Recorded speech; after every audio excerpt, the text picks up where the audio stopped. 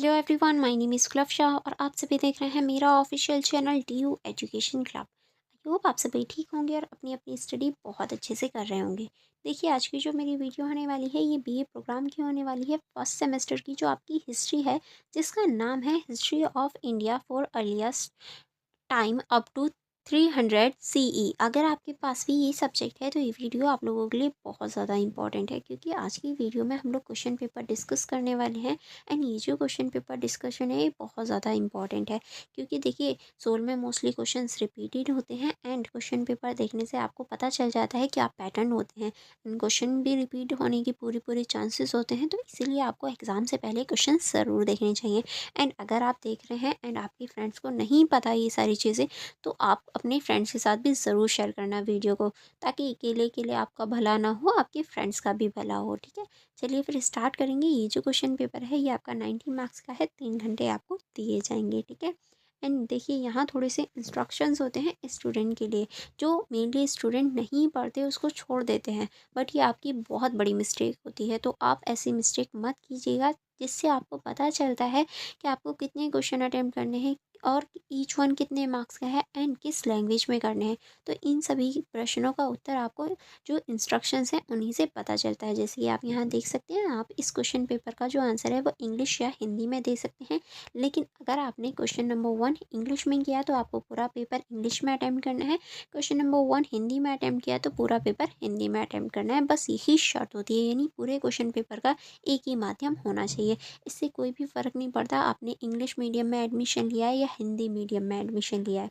आप अपना question paper किसी भी लैंग्वेज में अटेम्प्ट कर सकते हैं। एंड अगर बात करें कितने क्वेश्चन अटेम्प्ट करने हैं, तो आपको एनी फिन अटेम्प्ट करने हैं एंड सभी जो क्वेश्चंस हैं उनके जो मार्क्स हैं वो इक्वल होने वाले हैं। तो आपको सभी जो क्वेश्चंस हैं उनको इक्वली पेजेस में लिखना है। ऐसा नहीं है कि एग्जैक्ट एक दो वर्ड भी आप गिनो, नहीं, पर हाँ, थोड़ा अंदाज़ा लगा सकते हैं कि अगर आपने क्वेश्चन नंबर 1 15 पेज में किया है तो क्वेश्चन नंबर 2 भी आपका 15 पेज में या फिर 14 या फिर 16 तक हो जाए, इससे ज़्यादा नहीं हो। ठीक है, क्योंकि सभी के मार्क्स इक्वल ही होने वाले हैं। चलिए फिर स्टार्ट करेंगे क्वेश्चन नंबर 1 से। क्वेश्चन नंबर 1 है हमारा, प्राचीन भारतीय इतिहास के पुनर्गठन के लिए साहित्यिक स्रोतों के महत्व की विवेचना कीजिए। यानी जो हमारा प्राचीन भारतीय इतिहास है, इसे पुनर्गठन यानी इसको समझने के लिए, इसको देखने के लिए हमें साहित्यिक स्रोतों का जो महत्व है या साहित्य स्रोत जो हैं वो क्यों इम्पोर्टेंट है, किस तरह से हम साहित्यिक जो स्रोत हैं उनकी हेल्प लेते हैं हमारे जो प्राचीन इतिहास है उसको समझने के लिए, उसको पुनर्गठित करने के लिए, ये सारी चीज़ें आपको इस क्वेश्चन में बतानी है। क्वेश्चन नंबर 2 है आपका, भारत की नवपाषाण संस्कृति की प्रमुख विशेषताओं का स्पष्ट कीजिए। यानी जो भारत है इसमें जो नवपाषाण संस्कृति है इसकी जो प्रमुख विशेषता है कि कौन कौन सी विशेषता है, क्या क्या विशेषताएं होती हैं, ये सारी चीज़ें आपको इस क्वेश्चन में बतानी है। मेनली आपको नवपाषाण जो संस्कृति है उसके बारे में बताना है। आई होप आपने ये सारी चीज़ें पढ़ी होंगी, क्योंकि ये सारी चीज़ें आपकी इस बुक में दे रखी हैं। नवपाषाण और उत्तर पाषाण और मध्य पाषाण काल, ये सारी चीज़ें आपको देखने को मिल जाती हैं। ठीक है, अगर किसी क्वेश्चन में कोई भी डाउट या कहीं कोई कन्फ्यूजन रहती है तो आप मुझसे कमेंट बॉक्स में भी पूछ सकते हैं, अदरवाइज़ मेरे टेलीग्राम ग्रुप में भी पूछ सकते हैं, मैं वहाँ भी आंसर देती हूँ। ठीक है, चलिए नेक्स्ट क्वेश्चन की तरफ बढ़ेंगे। तो जैसे कि आप देख सकते हैं, नेक्स्ट क्वेश्चन है हमारा, हड़प्पा सभ्यता के पतन के लिए कौन से कारक उत्तरदायी थे। यानी देखिए, जो हड़प्पा सभ्यता है उसका जो पतन हुआ उसके लिए कौन कौन से कारक या कौन कौन से कारण जो हैं वो उत्तरदायी हैं, ये आपको बताने हैं।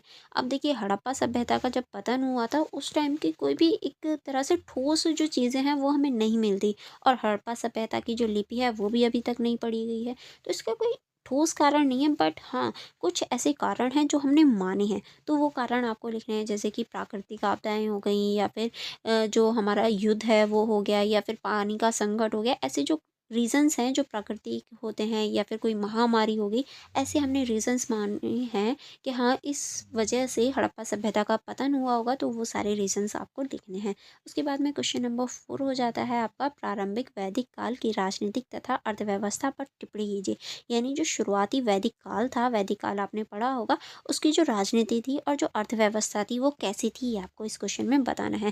पहले आपको वैदिक काल का टाइम बताना है कि वैदिक काल का जो टाइम पीरियड है वो कब से कब तक है, है और राजनीतिक और आर्थिक जो अर्थव्यवस्था थी वो कैसी थी, इस बारे में आपको इस क्वेश्चन में बताना है। ठीक है, उसके बाद में क्वेश्चन नंबर 5 हो जाता है आपका, छठी शताब्दी ईसा पूर्व में नवीन धर्म के उदय के लिए उत्तरदायी विभिन्न कारणों की विवेचना कीजिए। यानी जो छठी शताब्दी में नए नए धर्म आ रहे थे, नए नए धर्म उभर रहे थे, उनके उत्तरदायी कौन कौन से कारण थे, किस रीज़न से नए नए धर्मों का उदय हो रहा था, क्या क्या वजह थी, ये सारी चीज़ें आपको इस क्वेश्चन में बतानी है। ठीक है, वो जो उत्तरदायी कारण थे, विभिन्न जो रीजंस थे, वो आपको इस क्वेश्चन में बताने हैं। एंड फिर आपका क्वेश्चन नंबर 6 हो जाता है, अशोक की धम्म नीति पर एक निबंध लिखिए। यानी जो अशोक ने धम्म नीति अपनाई थी उस पर आपको निबंध लिखना है। पहले आपको इस क्वेश्चन में बताना होगा कि अशोक कौन थे, अशोक ने धम्म नीति कौन कौन सी अपनाई थी और कितने धम्म थे। ठीक है, ये सारी चीज़ें आपको इस क्वेश्चन में बतानी है।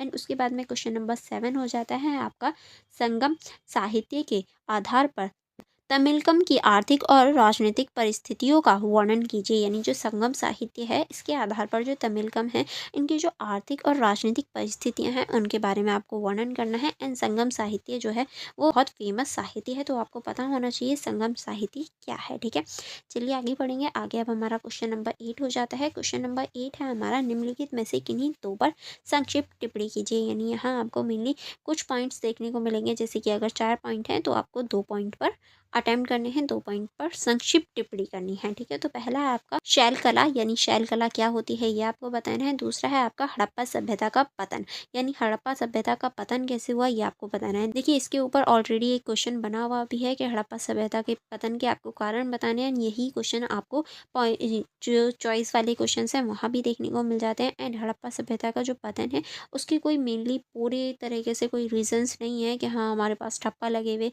रीजंस हो कि भैया ये रीजंस थे, तो ऐसा कुछ नहीं है। आप इसमें प्राकृतिक आपदाओं के रीजंस देख सकते हैं।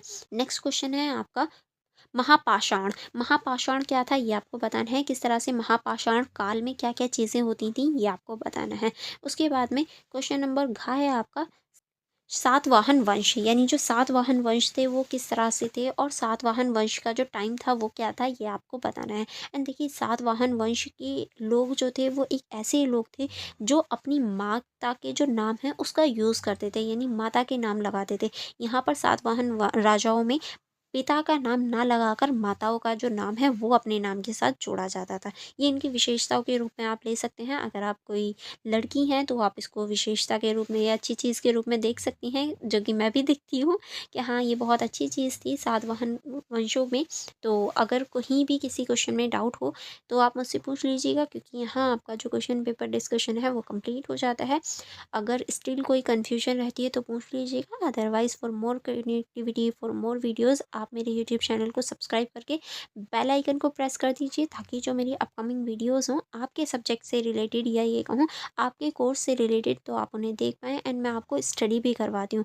ऐसा नहीं है सिर्फ क्वेश्चन पेपर दिखा रही हूँ, नहीं, मैं आपको स्टडी भी करवाती हूँ। तो इन फ्यूचर जो आपके अपकमिंग सेमेस्टर हैं उनकी स्टडी के लिए आप मेरे चैनल को सब्सक्राइब करके रख सकते हैं, ताकि आपको नेक्स्ट सेमेस्टर में कहीं ढूंढना ना पड़े और ऐसा ना हो कि आप इधर उधर घूमते फिरो और आपको चैनल ना मिले। तो आप उसके लिए सब्सक्राइब कर लीजिए। सोल की जो इन्फॉर्मेशन है वो भी आपको मेरे चैनल के थ्रू मिल जाएगी, स्टडी भी एंड क्वेश्चन पेपर भी। ठीक है, तो आपका मोस्टली सारा काम मेरे चैनल के माध्यम से हो जाएगा। एंड कनेक्टिविटी के लिए आप मेरा टेलीग्राम ग्रुप ज्वाइन कर सकते हैं, मेरी इंस्टाग्राम ID चेकआउट कर सकते हैं, मेरा जो टेलीग्राम ग्रुप है उसको ज्वाइन कर सकते हैं। तीनों का लिंक आपको डिस्क्रिप्शन बॉक्स में मिलेगा, तो डिस्क्रिप्शन बॉक्स चेक करना मत भूलिएगा।